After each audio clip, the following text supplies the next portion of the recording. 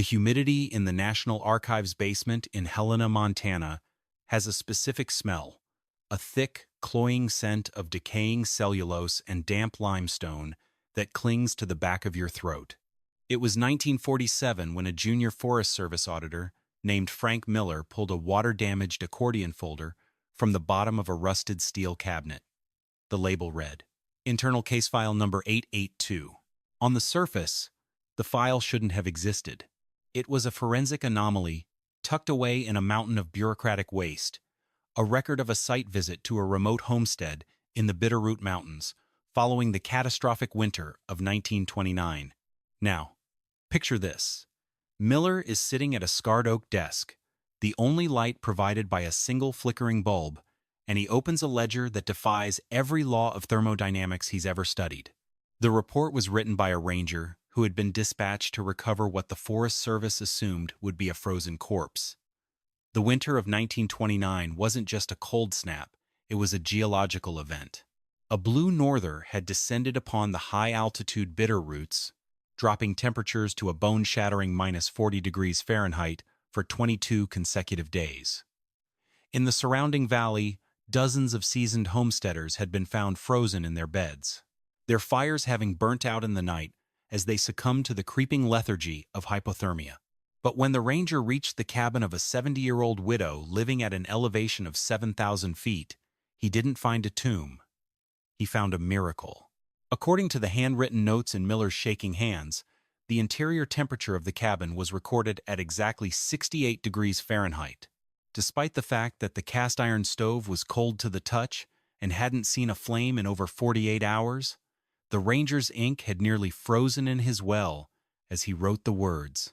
The air inside felt like a midsummer afternoon. Think about that for a second. A 70-year-old woman alone, buried under 8 feet of snow, in a region where the frost line had plummeted 48 inches into the mountain soil. She should have been dead within 6 hours of her fire going out. Yet, the ledger spoke of a thermal stability that made no sense for a timber structure.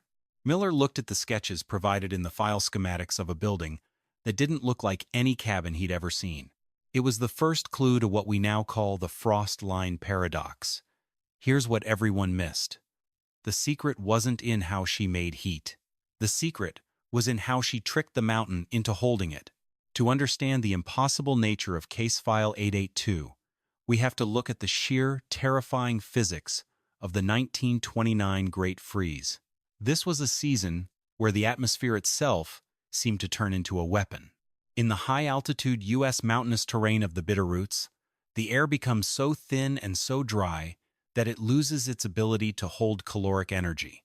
When that blue norther hit, it brought a mass of Arctic air that was so dense, it physically pushed the warmer valley air out of the way, creating a vacuum of cold that sucked the life out of everything it touched. The numbers don't lie. At -40 degrees Fahrenheit, the mechanical properties of the world begin to fail. Steel becomes as brittle as glass. Pine trees, filled with trace amounts of sap and moisture, begin to explode. Literally, the water inside the wood fibers freezes and expands so rapidly that the internal pressure exceeds the tensile strength of the bark, resulting in a sound like a high-caliber rifle shot echoing through the canyons. For a homesteader in 1929, those tree screams were the soundtrack of their impending death. In a traditional log cabin of that era, survival was a matter of brutal, unsustainable math. Let that sink in. The average cabin built with 18-inch thick pine logs has an R value of barely 1.4 per inch. When the outside air drops to -40, the interior surface of those logs will radiate cold like a block of ice. To maintain a survivable interior temperature of just 55 degrees, a human being would need to burn approximately 2 cords of seasoned hardwood every single week. A cord of wood is a stack 4 feet high, 4 feet wide, and 8 feet long. It weighs over 2 tons. For a 70-year-old widow to survive a 30-day freeze using traditional methods, she would have needed to harvest, haul, split, and stack 16 tons of timber. It is a physical impossibility. The caloric expenditure required to process that much wood would exceed the energy the wood could provide. A thermodynamic debt that always ends in a frozen heart. Frank Miller, sitting in that basement in 1947, realized that the widow's cabin didn't have a massive woodpile. The ranger's report noted that her woodshed was nearly empty, containing only a few small bundles of kindling. This was the moment the auditor realized he wasn't looking at a story of survival. He was looking at a story of engineering defiance. Traditional shelters of the 1920s were thermal sieves. They relied on convective combat. You build a massive fire to heat the air, and that hot air immediately rises to the ceiling and leaks out through the gaps in the chinking, replaced by a draft of sub-zero air pulled in through the floorboards. It's a losing battle. The harder you burn the fire, the more oxygen it consumes, and the more cold air it sucks into the living envelope to feed the combustion. But the widow's cabin was different. As Miller turned the brittle pages of the ledger, he saw a description of the foundation that made his skin crawl with curiosity. Instead of being built on top of the ground, the cabin had been integrated into the mountain's very anatomy. The ranger described a floor made of rammed earth and flat river stones, polished until they shone like glass.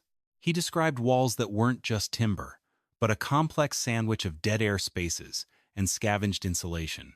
The auditor's notes mentioned that the frost line, the depth to which the groundwater in the soil freezes, had reached 4 feet that winter.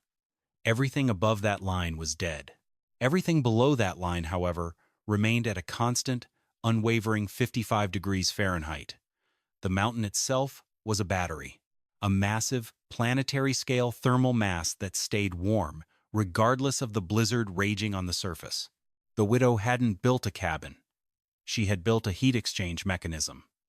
She understood something that the other homesteaders didn't. She knew that the wood wasn't the fuel, the mountain was the fuel. She was utilizing the thermal conductivity of the earth, which ranges from 0.5 to 2.5 watts per meter Kelvin, to create a subterranean shield. As the blizzard buried her home under 8 feet of snow, she didn't panic. She knew that snow is one of nature's greatest insulators, with an R value of approximately 1 per inch if the air remains trapped within the flakes. While the rest of the world saw the snow as a shroud, she saw it as a blanket. She was effectively encased in a giant thermos, a tomb of white that kept the minus 40-degree winds from stripping the heat from her walls. But there was still the problem of the air. A sealed cabin is a death trap. If you seal a room tight enough to keep the heat in, you also trap the carbon monoxide and deplete the oxygen. Every year, homesteaders would die not from the cold, but from the silent sleep carbon monoxide poisoning caused by a lack of ventilation. Miller found a sketch in the ledger of a device the ranger called the stone lung. It was a primitive but brilliant intake duct, lined with clay and stone, that tunneled deep into the earth before surfacing inside the firebox of the hearth. This meant the fire was breathing air that had been pre-warmed by the Earth's 55-degree temperature. It wasn't sucking cold air through the cracks in the door. The auditor leaned back in his chair, the smell of the old paper now overshadowed by the sheer brilliance of the physics on the page. He realized that the reason the cabin stayed at 68 degrees without a fire was because of the stone hearth, a 4,000-pound monstrosity of granite and lime mortar. That hearth wasn't just a place to burn wood. It was a caloric capacitor. It had absorbed weeks of heat, and now it was slowly, methodically releasing that energy back into the room through long-wave infrared radiation. The widow was living inside a physics experiment that had worked perfectly.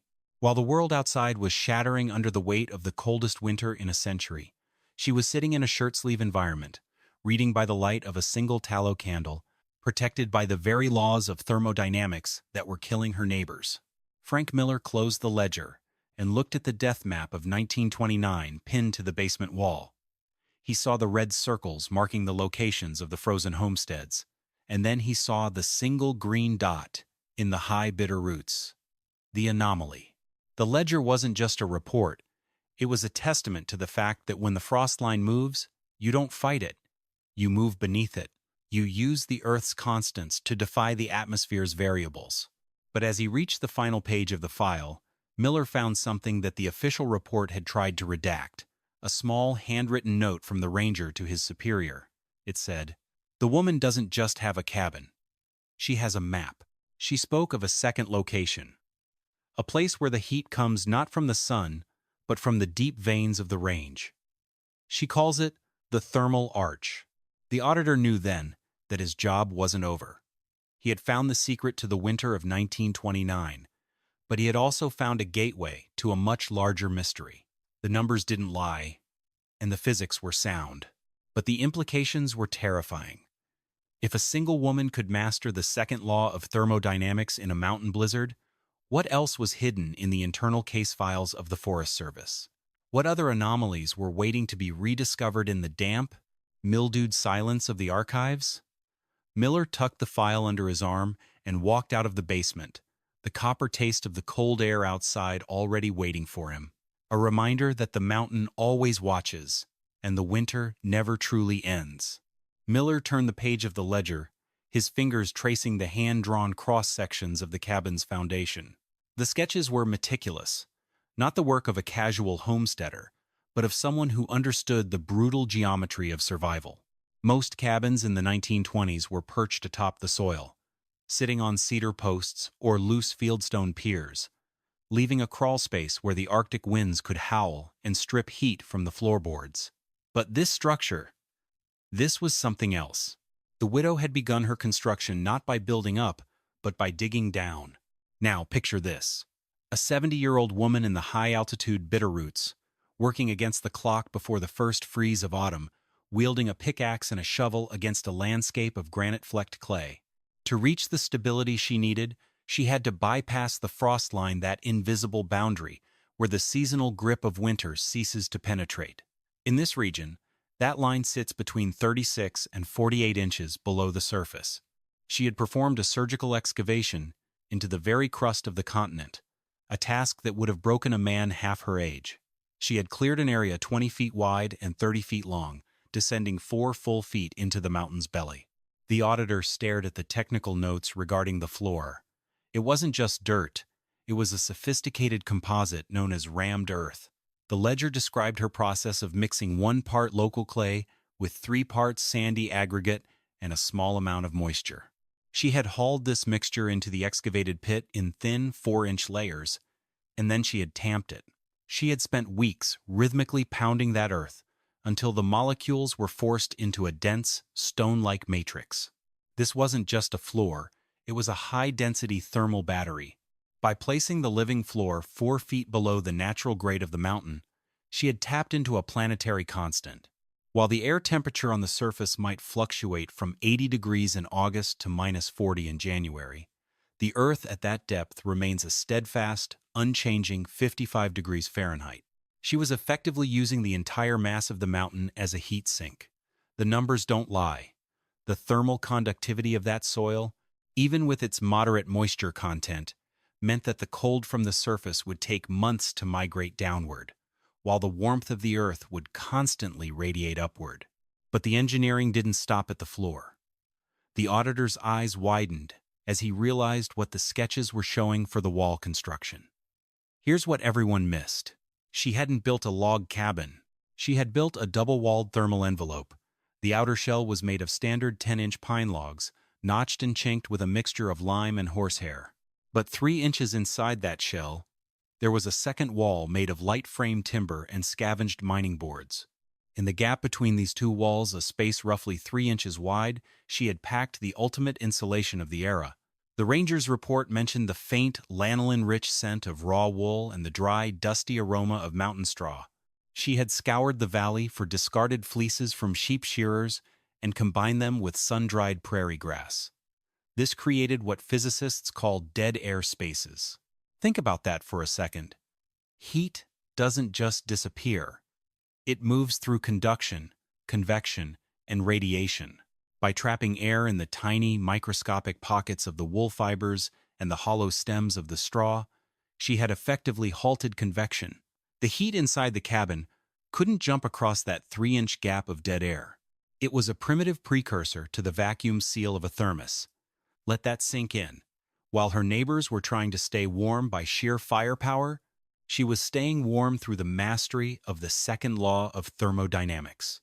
The R value of a standard log wall is approximately 1.4 per inch, but the addition of that straw and wool-filled cavity pushed the total insulation value of her walls toward an R value of 30, a number that wouldn't become standard in American home construction for another 50 years.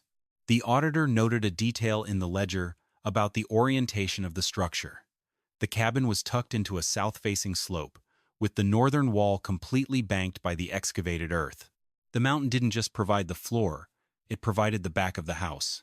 Miller leaned in closer to the ledger, his magnifying glass hovering over the notes on the stone hearth. This was the heart of the machine. The ranger described it as a 4,000-pound monstrosity of granite and river stone, but it wasn't just a fireplace. It was a massive radiator.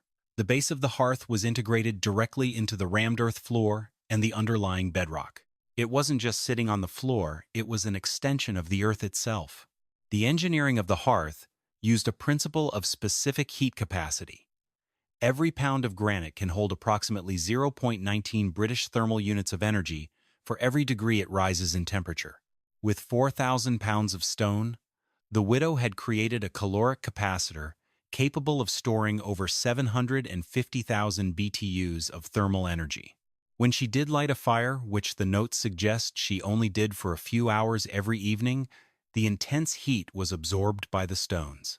Because granite has a high density and moderate thermal conductivity, it doesn't release that heat all at once. Instead, it bleeds the energy back into the room over the course of 12 to 18 hours. The auditor realized that by the time she went to sleep and the fire died down to embers, the stone was just beginning its primary work. It would radiate long-wave infrared energy, which doesn't heat the air, but rather the objects and people in the room, providing a deep, bone-penetrating warmth that lasted until dawn. The ledger then detailed the capillary system of the cabin, the way moisture and air were managed. A subterranean home is prone to dampness, which can ruin insulation and lead to rot. But the widow had incorporated a French drain of sorts, using coarse gravel from the riverbed placed beneath the rammed earth and around the foundation's perimeter. This ensured that any snowmelt or groundwater was diverted away from the living envelope by gravity. Then there was the matter of the timber itself. The logs hadn't been green when they were used.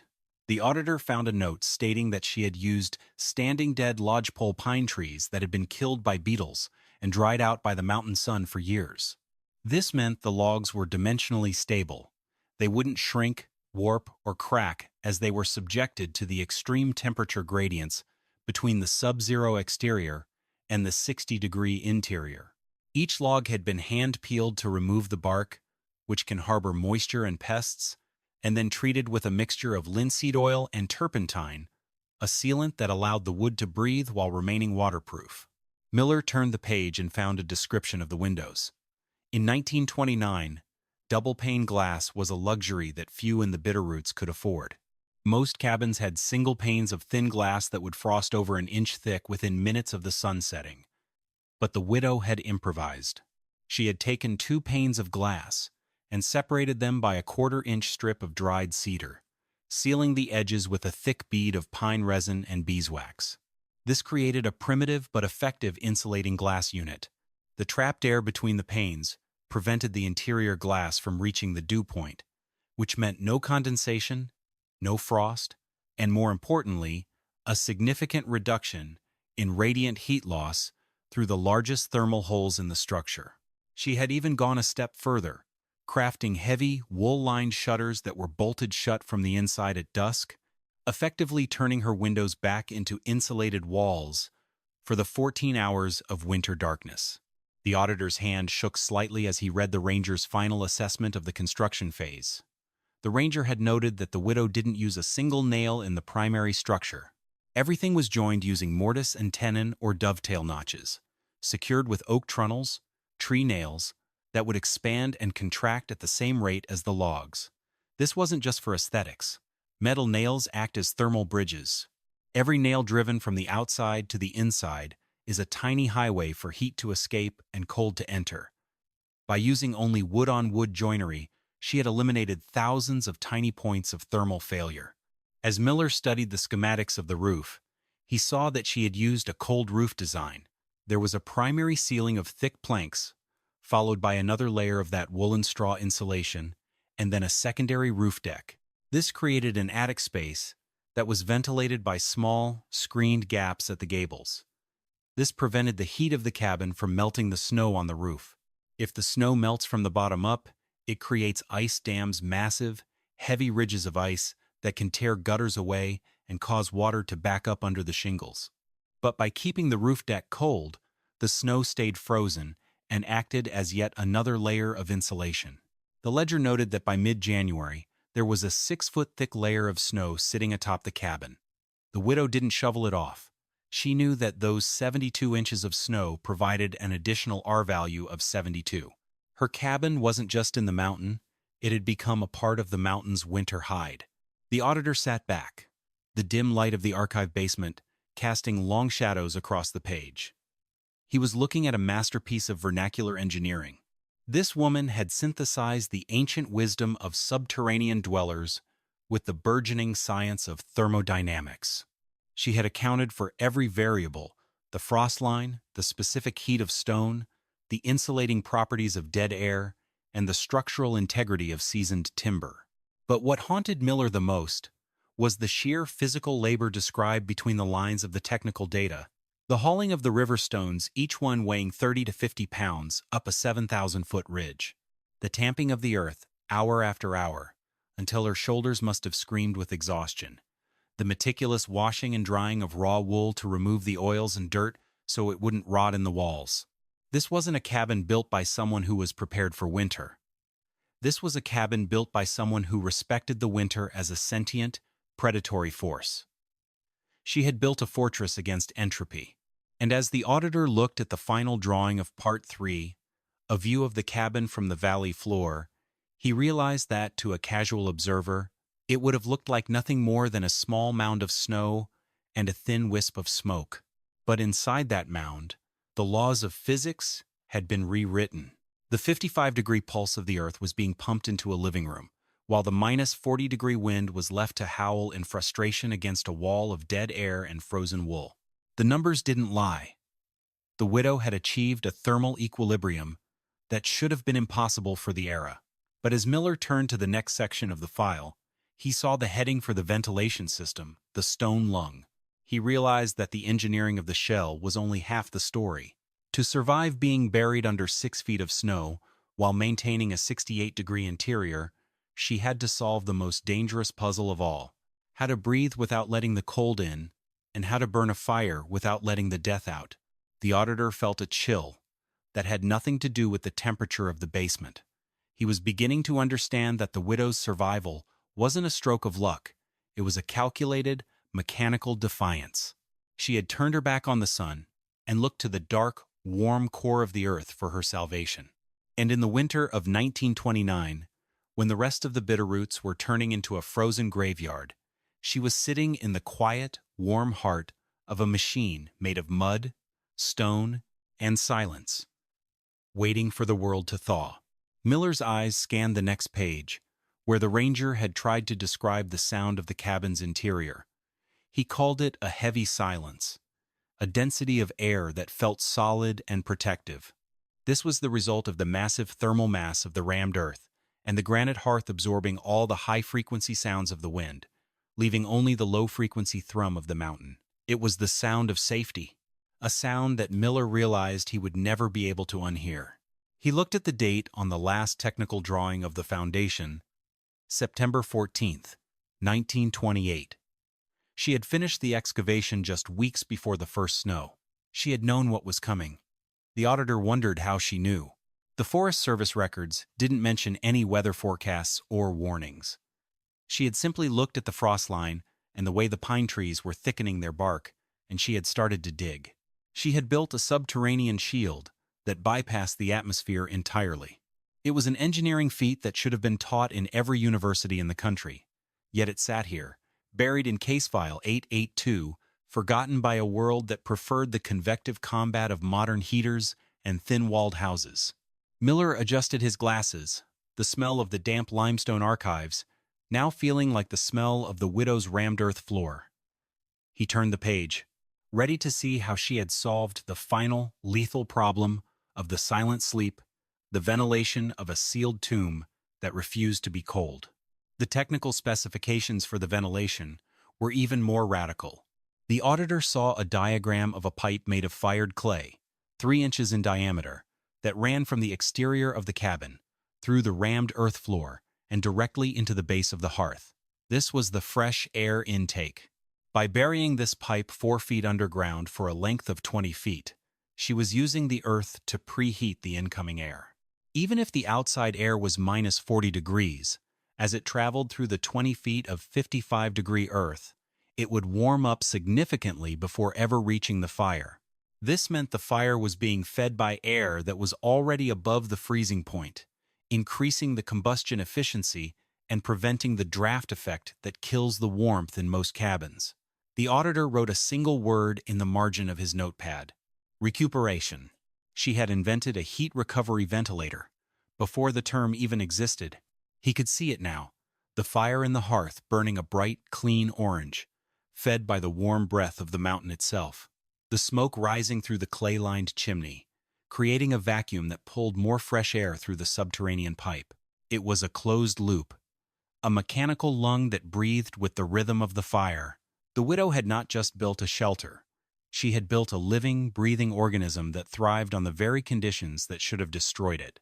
As the auditor reached the end of the engineering notes for Part 3, he found a small, pressed flower between the pages. A mountain pasqua flower, the first bloom of spring. It was a silent testament that the system had worked.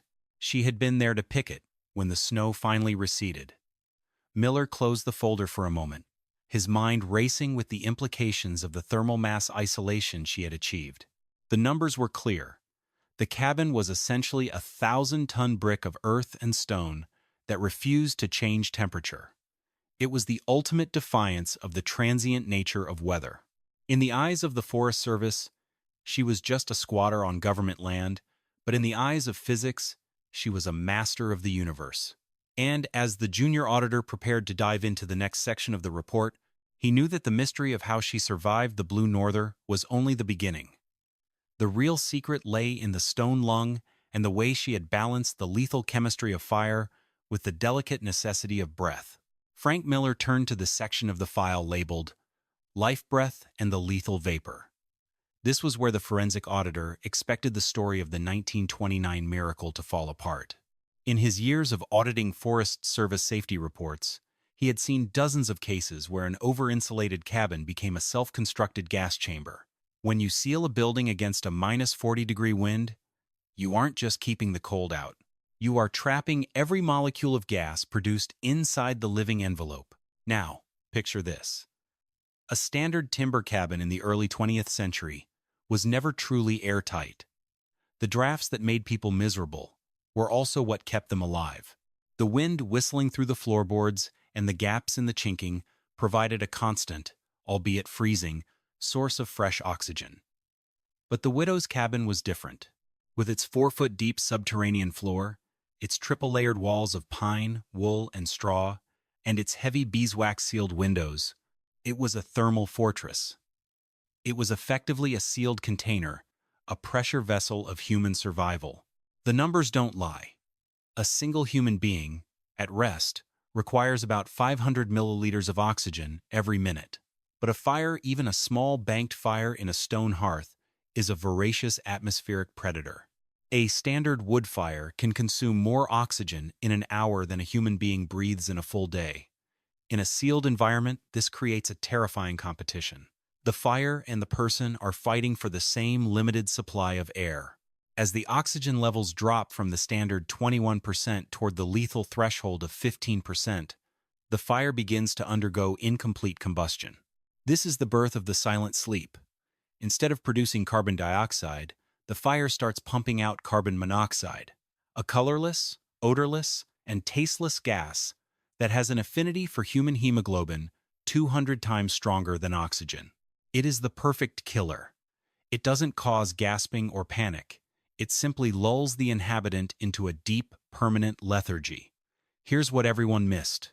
The widow had solved this lethal equation not through luck, but through the mastery of the stack effect and the implementation of her stone lung. Miller peered at the schematics of the hearth's base. This was the genius of her design. The stone lung was a dedicated intake duct made of hand-fired clay pipes, buried 4 feet beneath the rammed earth floor. The pipe didn't just dump air into the room. It surfaced directly inside the firebox, underneath the grate. This is a critical engineering distinction. Because the air for the fire was being drawn from an external source through a subterranean channel, the fire wasn't consuming the oxygen within the cabin's living envelope. The fire had its own private atmosphere, its own dedicated windpipe. Think about that for a second. While the blizzard was raging outside, the fire was sucking in air that had been pre-warmed to 55 degrees by its 20-foot journey through the mountain's thermal mass. This increased the fire's efficiency by nearly 30%.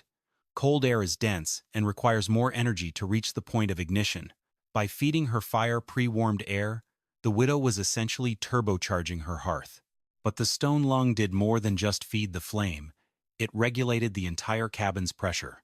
The physics are fascinating. As the hot gases from the fire rose through the chimney, they created a low-pressure zone, a vacuum inside the firebox. This vacuum pulled fresh air through the subterranean intake pipe. However, because the cabin was so tightly sealed, this created a slight, almost imperceptible pressure differential between the inside and the outside. The widow had calculated that by leaving a small, adjustable vent in the ceiling, the stack effect, the buoyancy of warm air, would naturally pull stale air out of the living space, which would then be replaced by a tiny, controlled amount of the pre-warmed air leaking from the intake duct. The auditor's notes mentioned that she had maintained exactly 0.5 air changes per hour. This is the Goldilocks zone of off-grid engineering. Enough to flush out carbon monoxide and replenish oxygen, but not enough to strip the cabin of its stored thermal energy. To verify this, the ranger's report mentioned a small, rusted wire cage hanging from the center beam. Inside was the skeletal remains of a canary. In the coal mines of the era, a dead canary was a signal to run for your life. But the ranger noted something bizarre. The bird's cage was clean, and there were seed husks piled high in the tray. The bird hadn't died of gas. It had lived out its full natural life in a room that should have been a tomb. The safety of this system relied entirely on the integrity of the exhaust. Miller turned to the drawings of the chimney stack, and here he found another layer of engineering defiance. A chimney in a high-altitude mountain region is subject to downdrafting, a phenomenon where high-velocity winds hit the roofline and create a high-pressure zone that literally shoves smoke and carbon monoxide back down. The flue. To combat this, the widow had built her chimney 10 feet higher than the highest point of the roof ridge. She had used a mixture of lime mortar and wood ash, which created a chemical bond that became harder and more airtight as it was subjected to the heat of the fire. The interior of the flue was lined with smooth, fired clay tiles she had salvaged from a defunct mining kiln. This smoothness was vital. It reduced the friction of the rising gases, ensuring a powerful, consistent draft that functioned like a mechanical pump. Let that sink in. Without a single fan, motor, or electrical sensor, she had created a self-regulating life support system. As long as there was a temperature difference between the hearth and the outside air, the lung would continue to breathe. It was a masterpiece of passive atmospheric management. But the true test of this machine wasn't in its daily operation. The true test came on the night of January 13th, 1929, the night the mountain tried to take the cabin back. The Blue Norther had already been screaming for a week, but on that Tuesday, the barometric pressure plummeted to a record low. The sky didn't just snow, it collapsed. In a 24-hour window, the Bitterroot Range was smothered under 96 inches of fresh, high-density powder. For a traditional cabin, this would be the end. The weight of 8 feet of snow on a standard roof can exceed 50 pounds per square foot, enough to snap pine rafters like dry toothpicks. But remember the widow's cold roof design. Because her roof was insulated from the heat of the cabin and ventilated with cold air, the snow didn't melt and turn into heavy, treacherous ice. Instead, it stayed as powder, a substance that is 90% trapped air. As the snow piled up, it began to drift. By midnight, the cabin was no longer a building sitting on the mountain. It was a lump in the landscape. The snow had climbed past the windows, past the door, and finally, it moved over the peak of the roof. The widow was buried alive. Now, picture the scene inside. The only sound is the low, rhythmic thrum of the wind passing over the top of the chimney stack, 10 feet above the snow line. The windows are dark, completely blocked by a wall of white. The silence must have been absolute, the kind of silence that makes your ears ring. This is the moment when most people would have panicked. They would have stoked the fire to a roar, trying to fight the encroaching cold of the burial. But the widow did the opposite. According to the timeline reconstructed by the ranger, this was the moment the widow stopped the fire entirely. Think about that for a second. The outside temperature is minus 42 degrees. You are buried under 8 feet of snow, and you let your fire go out. To a casual observer, this looks like a suicide. But the widow was playing a different game. She knew that her 4,000-pound granite hearth was fully charged. It had been absorbing the caloric energy of her fires for months. The stones were radiating a steady, deep heat of approximately 85 degrees. She also knew that the snow burying her cabin was the ultimate insulator. With an R value of 1 per inch, those 96 inches of snow provided a thermal resistance of R96. Her cabin was now encased in a giant natural thermos. If she kept the fire burning, the interior temperature would have climbed into the 90s, forcing her to open a vent and waste precious oxygen. By killing the fire, she transitioned the cabin from an active heating mode to a passive storage mode. The numbers don't lie. The thermal mass of the granite and the rammed earth floor held enough stored energy to maintain a survivable temperature for days without a single new spark. The auditor's ledger recorded that during this 72-hour burial, the interior temperature of the cabin dropped from 68 degrees to 64.2 degrees, a loss of less than 4 degrees in 3 days, while the world outside was a frozen wasteland. But what about the air? This was the widow's most dangerous gamble. As the snow covered her intake pipe on the surface, she was at risk of suffocation. But here is where her understanding of the mountain's breath saved her. Because her intake pipe was buried 4 feet deep and extended 20 feet away from the cabin, it drew its air from a gravel-filled sump she had constructed at the edge of a cliff. The snow there was kept porous by the constant movement of the wind, and because the intake was drawing air from beneath the snowpack, it was breathing the air trapped within the snow itself. Snow is not a solid block, it is a filter. The widow was essentially using the entire mountain's snowpack as a giant air purification system. The stone lung continued to pull fresh, oxygenated air into the cabin, while the stack effect, now powered only by the radiant heat of the stones, pushed the stale air up the chimney. The chimney stack, standing 10 feet high, remained clear of the drifts, acting like a snorkel for the buried fortress. The widow spent those 72 hours in a state of thermal grace. The ranger found her journals from those days, and they didn't speak of fear or cold. They spoke of the comfort of the wait. She sat in the orange glow of a single candle, the radiant heat from the stones warming her skin, as if she were sitting in the sun on a July afternoon. She had achieved the impossible. She had turned a catastrophic weather event into a period of rest. While her neighbors were exhausting themselves, chopping wood in the blinding whiteout and dying as their fires failed to keep up with the convective loss, she was reading. She was eating calorie-dense fats, dried venison and lard, knowing that her body's internal combustion was the only fire she needed to maintain. The thermal debt that was killing the valley below didn't exist here. She was living on interest. The interest of the caloric energy she had saved in the bank of her stone hearth. The auditor, Frank Miller, paused as he read the ranger's description of the moment he finally reached the cabin after the storm broke. He had expected to dig out a tomb. He had his shovel ready to recover a body. But as he cleared the snow away from the top of the door, he heard a sound that made him drop his tools in shock. It was the sound of a woman humming. When the door finally swung open, the ranger was hit by a wall of air that felt, in his words, like a tropical greenhouse.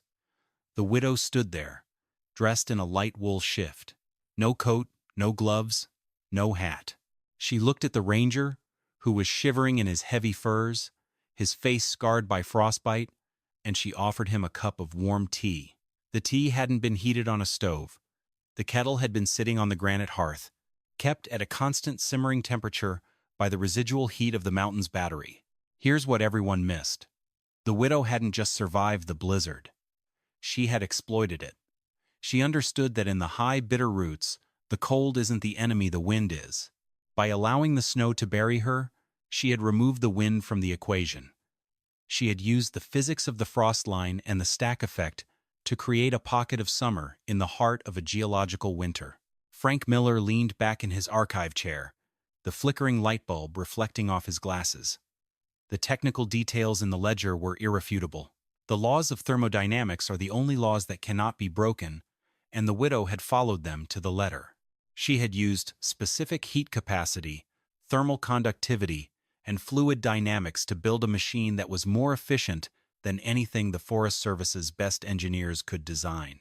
But as he looked at the final drawing of the ventilation system, the stone lung, he noticed a small detail he had missed before. At the very bottom of the intake pipe, where it met the firebox, there was a small, hand-carved piece of slate that could be slid back and forth to regulate the airflow. On the slate, the widow had carved a single word: equilibrium. That was the secret. It wasn't about power, it was about balance. It was about knowing exactly how much heat to store, exactly how much air to breathe, and exactly when to let the fire die so the stone could live. Miller felt a profound sense of humility. He was an auditor of facts, but he was looking at a masterpiece of wisdom. He realized then that the death map in the hallway wasn't just a record of a winter. It was a record of a failure of imagination. The people who had frozen to death had died because they tried to fight the mountain on its own terms. They tried to outburn the cold. They tried to build walls that resisted the air rather than walls that embraced the earth.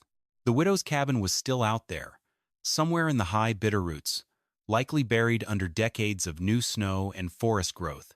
But the stone lung and the thermal battery were more than just historical curiosities. They were a map to a different way of existing, a way that didn't rely on the brutal, unsustainable consumption of resources, but on the elegant utilization of the planet's constants. As the auditor prepared to close the file on the 1929 Great Freeze, he found himself looking at the safety warning section at the end of the ranger's report. It was a stern reminder that the widow's success was built on a razor's edge. One mistake in the mortar of the chimney, one blockage in the stone lung, and the 68-degree paradise would have become a carbon monoxide tomb within hours. The physics were perfect, but they were also unforgiving. Miller knew he couldn't just leave this file in the basement.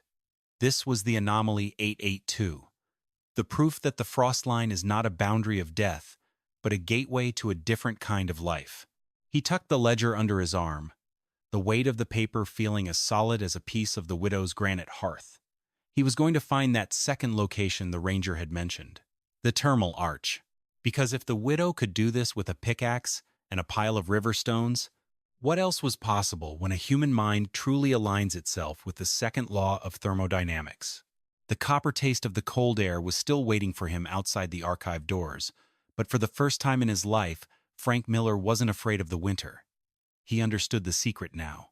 He understood that the warmth doesn't come from the fire.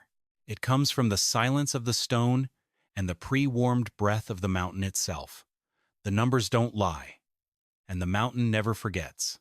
But the widow had proven that if you listen to the stone lung, you can hear the heartbeat of the earth, even when the world is buried in 100 inches of white. Miller turned his attention to a folded sheet of vellum graph paper, tucked into the back of the ledger. The paper was brittle, its edges browned by the slow burn of oxidation, but the ink was clear. This was the forensic evidence that had haunted the Forest Service for nearly 20 years. It was a comparative thermal chart, a hand-drawn map of two different realities existing on the same mountain. On the left side of the axis, the ranger had plotted the interior temperature of a standard timber frame cabin located just 1 mile down the ridge. On the right, the readings from the widow's subterranean sanctuary. The data from the standard cabin was a chilling record of thermal collapse.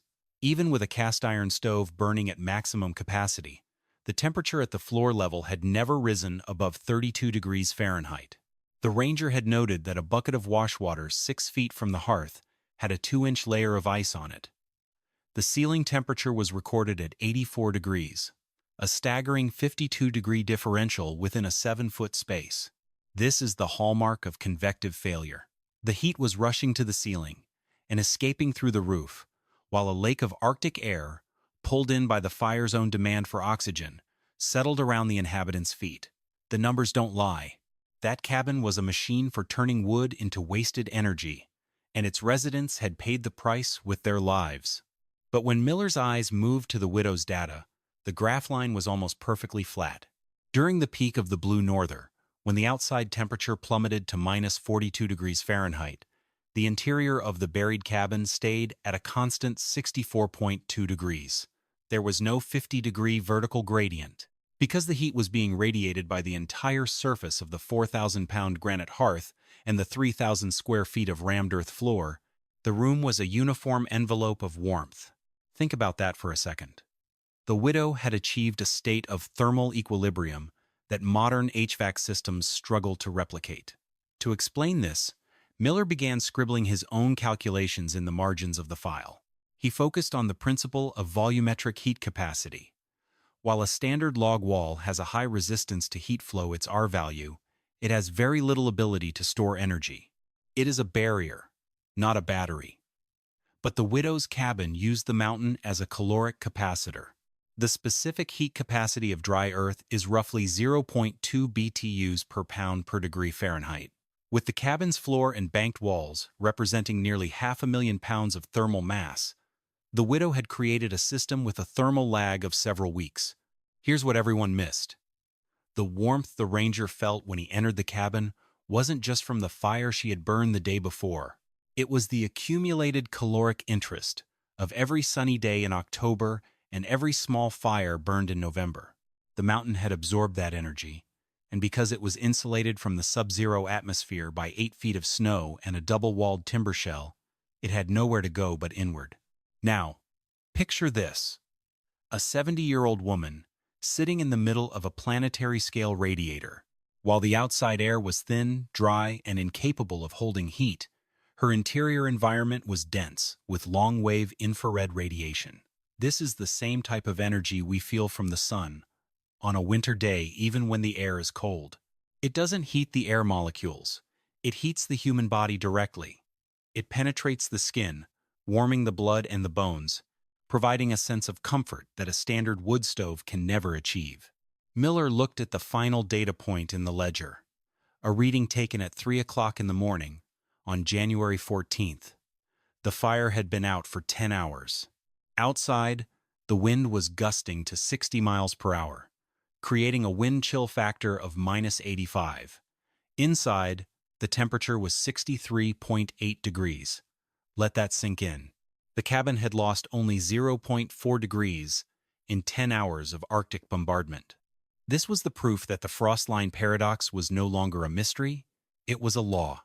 When you move beneath the frost line and utilize the Earth's constant 55-degree temperature as your baseline, the atmosphere becomes irrelevant. The auditor closed the ledger, the sound of the heavy cover echoing through the empty archive basement. He understood now that the widow hadn't survived because she was stronger than the mountain. She had survived because she was smarter than the wind.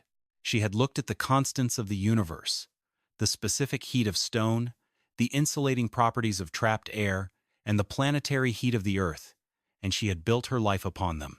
As Miller walked out of the archives and into the 1947 Montana winter, he felt a strange sense of detachment from the city around him.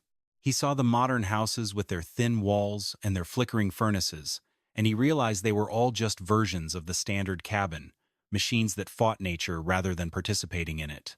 We have spent the last century trying to dominate our environment through the sheer force of fossil fuels and mechanical power, but the widow had shown that true mastery lies in alignment. Her philosophy was one of quiet defiance. She didn't try to change the temperature of the Bitterroot Mountains. She simply changed her relationship to the frost line. She understood that winter is not an enemy to be defeated, but a physical state to be navigated. By digging down, by building a stone lung, and by trusting in the thermal mass of the Earth, she had found a way to thrive in a shirt-sleeve environment while the rest of the world turned to ice. However, The auditor's final notes in the file also carried a heavy warning, a technical disclaimer that we must acknowledge today. The widow's success was dependent on a perfect understanding of carbon monoxide safety and atmospheric pressure.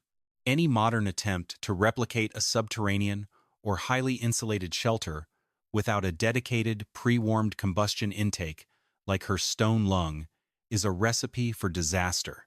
If you seal a living envelope without a calculated air exchange of at least 0.5 changes per hour, you are not building a sanctuary.